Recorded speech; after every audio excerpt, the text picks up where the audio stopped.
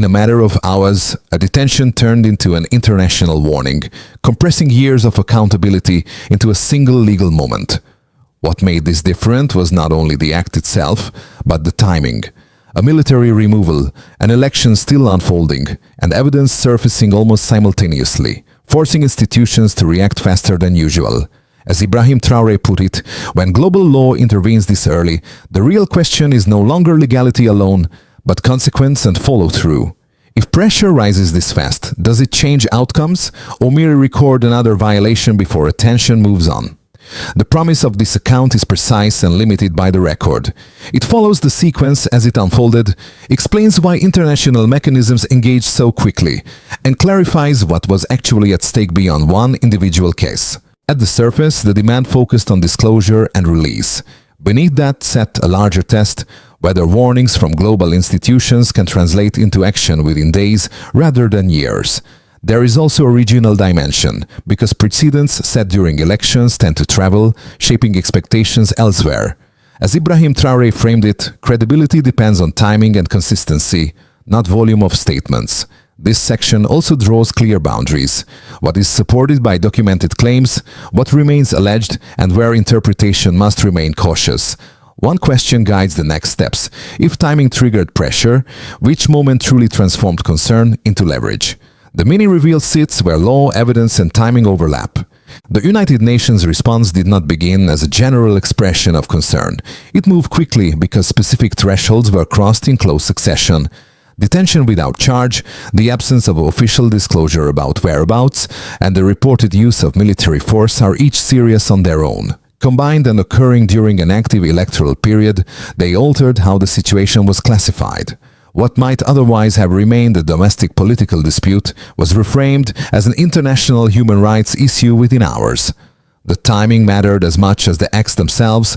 The detention was reported while votes were still being counted and while public allegations about electoral irregularities were circulating.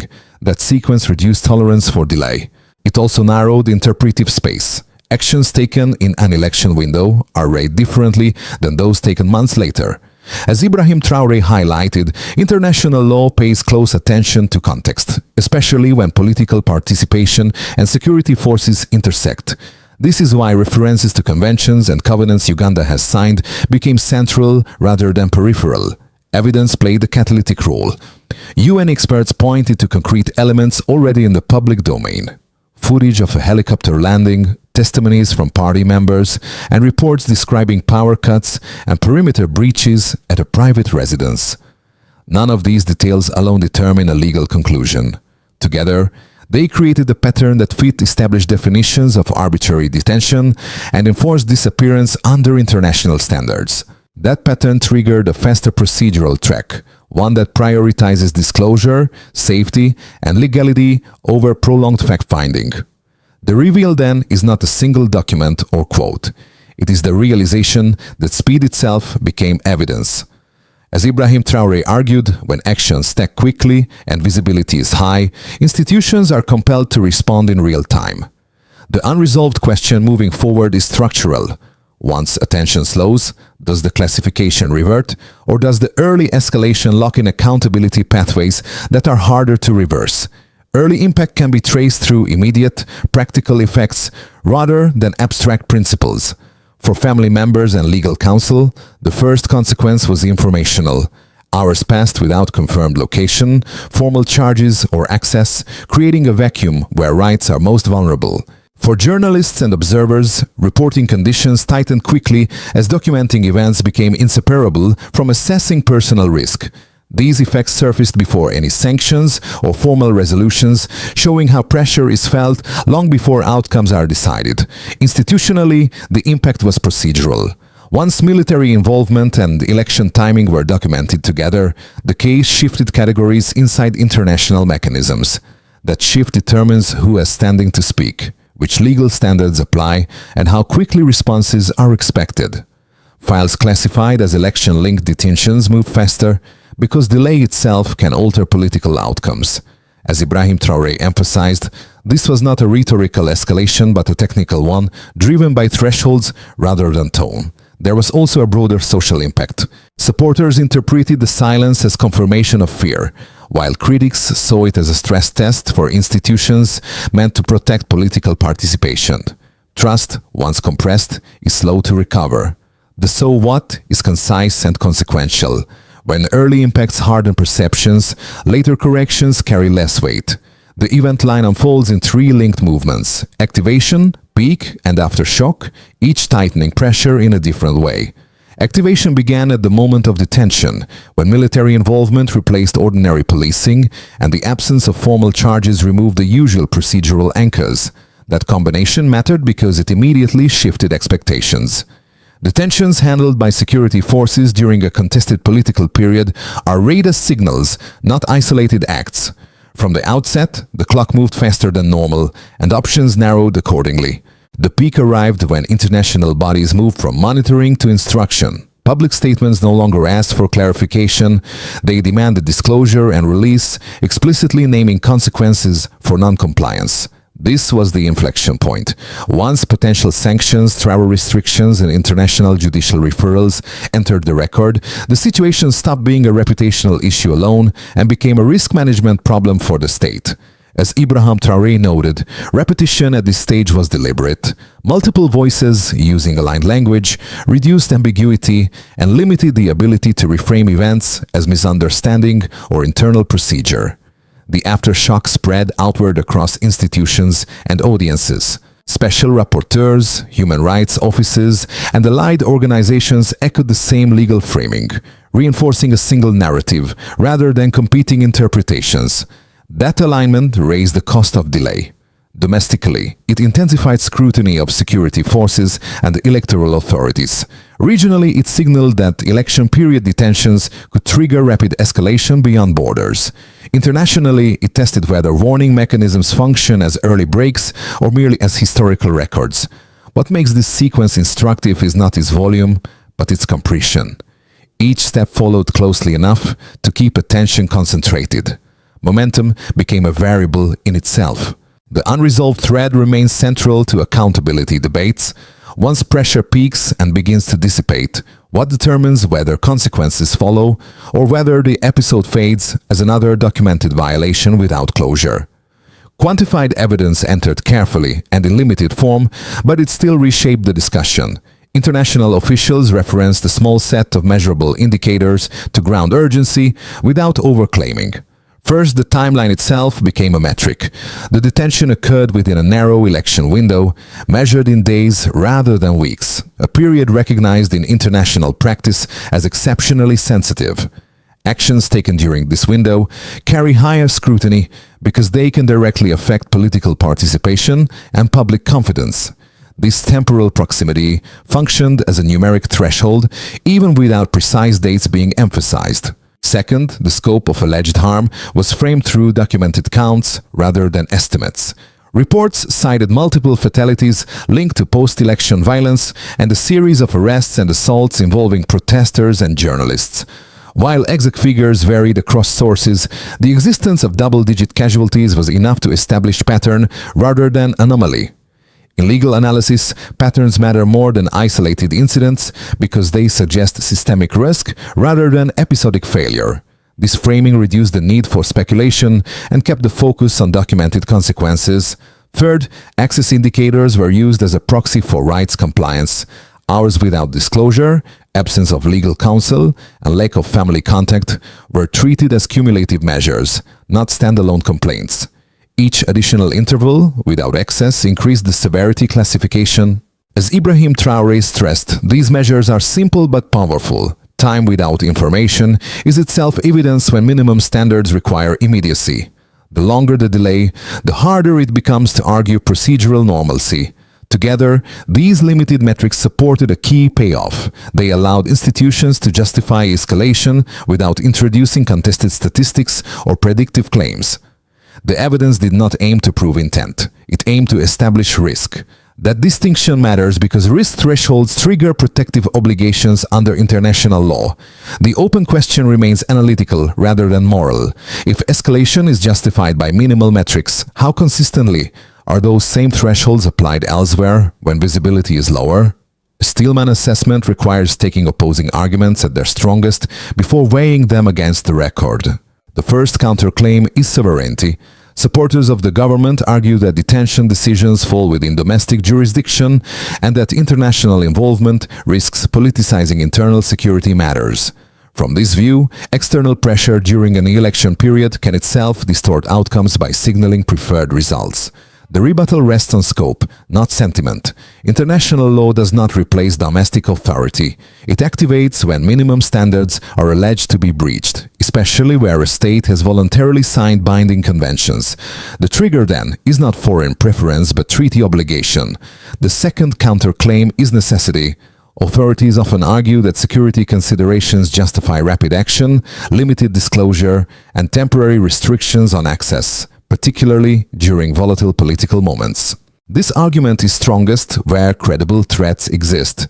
The response from international mechanisms focuses on proportionality and process. Even under heightened security, disclosure of whereabouts, access to counsel, and timely charges are baseline requirements. These are not optional safeguards. They are designed precisely for moments of tension. As Ibrahim Traoré framed it, necessity explains why states act quickly, but it does not excuse acting without legal anchors. Weighing these claims clarifies what is actually contested. The debate is not whether states can enforce security during elections, but whether enforcement can bypass core protections without consequence. The Stillman exercise narrows disagreement to application rather than principle. The remaining question is practical. If sovereignty and necessity are always invoked, what objective markers determine when international standards override domestic discretion? The midpoint reveal arrives with the detail that quietly changes the board. International statements did not stop at urging release. They introduced the possibility of individual accountability rather than abstract state responsibility. By naming tools such as travel restrictions, asset freezes, and referral pathways, the focus shifted from collective reputation to personal exposure. That shift alters incentives. Institutions respond differently when consequences are diffuse than when they are individualized. This detail matters because it reframes compliance as a decision with immediate personal cost-benefit implications. As Ibrahim Traoré noted, once accountability moves from the state to specific actors, delay becomes riskier than response. The reveal compresses calculation time and reduces room for procedural drift. One line captures the turn. Pressure became personal. The practical consequences extend across four groups, each affected differently by the same sequence of events. For the state, the immediate impact is reputational and procedural. International scrutiny constrains diplomatic room for maneuver, narrows messaging options, and increases the cost of delay. Once warnings are formalized, routine governance decisions are read through a compliance lens. Ministries must account not only for domestic reaction, but for how each step aligns with international obligations. As Ibrahim Traoré observed, when legal language replaces political language, exits become technical rather than rhetorical. For businesses and economic actors, uncertainty becomes the dominant variable. Investors and partners track signals more than statements. Election period detentions paired with human rights warnings elevate perceived risk, even without sanctions in place. Financing terms tighten, timelines extend, and contingency planning accelerates. The effect is indirect but real. Decisions pause while clarity is sought, and pauses carry costs. Markets do not require penalties to react. They respond to probability and precedent. For people on the ground, the consequences are immediate and uneven. Supporters experience fear and mobilization simultaneously, while opponents interpret events as confirmation of institutional weakness. Journalists recalibrate coverage, balancing public interest against safety. Families of detainees face prolonged uncertainty, where time without information compounds stress. These lived effects matter because they shape participation. When political engagement appears risky, turnout, speech, and association adjust accordingly. For the region, the signal travels fastest. Election-linked detentions set expectations beyond borders, especially where similar political calendars approach. Neighboring governments and opposition groups read outcomes closely, not to copy tactics, but to assess thresholds. If early warnings lead to compliance, deterrence strengthens. If they fade without consequence, normalization follows. As Ibrahim Traoré framed it, regional stability depends less on declarations than on what visibly happens next. Taken together, these consequences reveal a layered reality. The same warning produces different pressures depending on position and proximity. The unresolved issue ties them together. If outcomes diverge across these groups, which consequence ultimately carries the most weight in shaping future decisions? Looking 6 to 12 months ahead, 3 broad scenarios help structure expectations without assigning probabilities. The base scenario assumes partial compliance without full resolution. Disclosure improves, access expands, and immediate pressure eases, but accountability processes move slowly. International attention shifts, yet the file remains open, reactivated when new triggers appear. This outcome preserves stability in the short term while leaving underlying tensions unresolved, a common pattern when institutions prioritize the escalation over closure. The optimistic scenario centers on full compliance and procedural repair. Release is followed by transparent legal processes, credible investigations, and clearer safeguards for political participation. International mechanisms recalibrate from pressure to monitoring, and reputational damage begins to heal. Regionally, the signal is stabilizing. Early escalation is shown to work, reinforcing deterrence during future election cycles. This scenario depends less on goodwill than on sustained administrative follow-through, which is harder but more durable. The worst-case scenario involves defiance and fragmentation. Delays harden into refusal, individual accountability tools advance, and diplomatic isolation deepens. Economic caution becomes structural rather than temporary, and domestic polarization intensifies. Regional actors interpret the outcome as evidence that warnings lack bite, weakening preventive norms. In this path, pressure does not disappear, it transforms into chronic constraint. Across all 3, one thinking guide applies. Focus on decision points rather than rhetoric. What matters most is not what is said at each stage, but which procedural choices close doors and which keep exits open. Over time, those choices accumulate into trajectories that are difficult to reverse. The open question remains strategic. Which early decisions most reliably shift outcomes toward repair rather than repetition?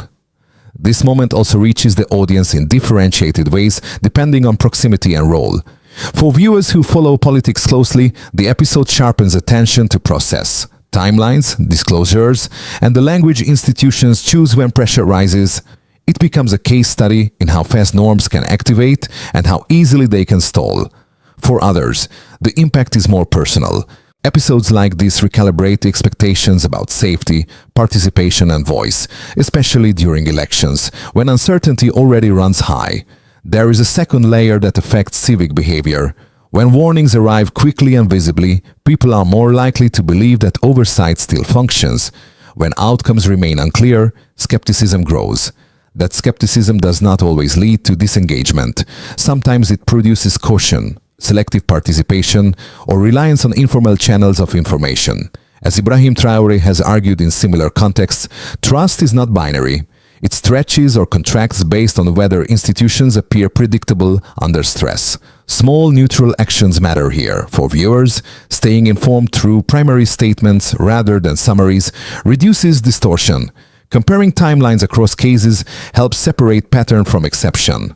Discussing process rather than personalities lowers polarization while preserving accountability.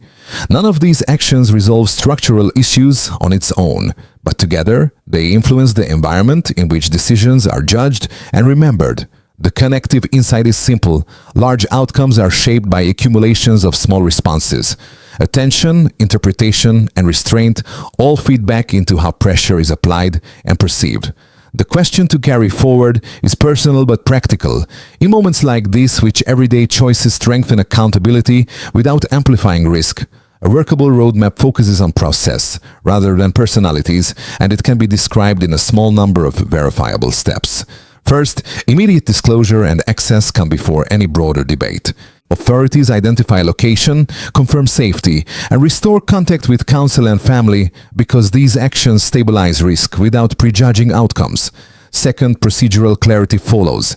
If charges exist, they are filed promptly. If not, release is executed with written justification.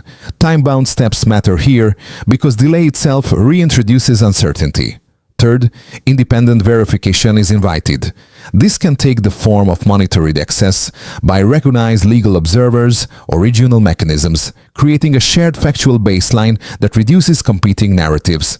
Fourth, safeguards are articulated for the electoral period ahead. Clear instructions to security forces, transparent rules for assemblies and reporting, and public reaffirmation of non-interference help prevent recurrence. Fifth, measurement closes the loop. Compliance is tracked through simple indicators, access timelines, filing deadlines, and reporting conditions, so progress can be assessed without political framing. This sequence does not require consensus on motives. It requires agreement on minimum standards and on how compliance is observed. The payoff is practical. Exits remain open, escalation pauses, and credibility begins to rebuild through action rather than statements. The forward-looking question is operational. Which step, if delayed, most quickly reintroduces risk into the system? The emotional close returns to the early images that frame the story, the silence after detention, the speed of escalation, and the weight of attention once it arrived. What lingers is not only the legal language, but the human tension created when time stretches without information. Families wait, supporters speculate, and institutions measure each hour differently. In that space, uncertainty becomes the dominant emotion, shaping memory more than any single statement. As Ibrahim Traoré reflected, moments like this often leave a residue that outlasts formal outcomes. Even if procedures are corrected, the sense of vulnerability during the gap is not easily erased. It becomes part of the collective recall, influencing how future warnings are received and how quickly trust is granted or withdrawn. Accountability, then, is not just about resolution, but about how swiftly harm is acknowledged and addressed. One line anchors the callback. Speed tests sincerity. The closing insight is restrained but firm. When institutions move early, they shape not only outcomes, but belief. When they hesitate, doubt fills the space they leave behind. The emotional question that remains is quiet but persistent. After the warning fades, what memory will carry forward, protection delivered or risk endured? The closing invitation is deliberately soft because the issue extends beyond any single case. Situations like this sit at the intersection of law, power, and public attention, where outcomes are shaped as much by scrutiny as by formal authority. Symbols matter here. A warning issued quickly signals vigilance. A response delivered transparently signals respect. Together, they form a language that institutions use to communicate reliability under stress. For audiences, engagement does not require certainty or alignment on every detail. It begins with asking better questions and resisting simplified narratives. How fast did mechanisms move? And why? Which steps reduced risk and which prolonged it? Where did process hold and where did it bend? These questions travel well across contexts, helping separate pattern from exception without inflaming division. If this analysis added clarity, the next step is conversation rather than conclusion. Share perspectives grounded in process, compare timelines across similar moments, and keep attention on standards rather than personalities. Over time, that focus shapes expectations, and expectations shape behavior. The final question remains open by design. When international warnings arrive early, what should we watch first to know whether accountability will follow?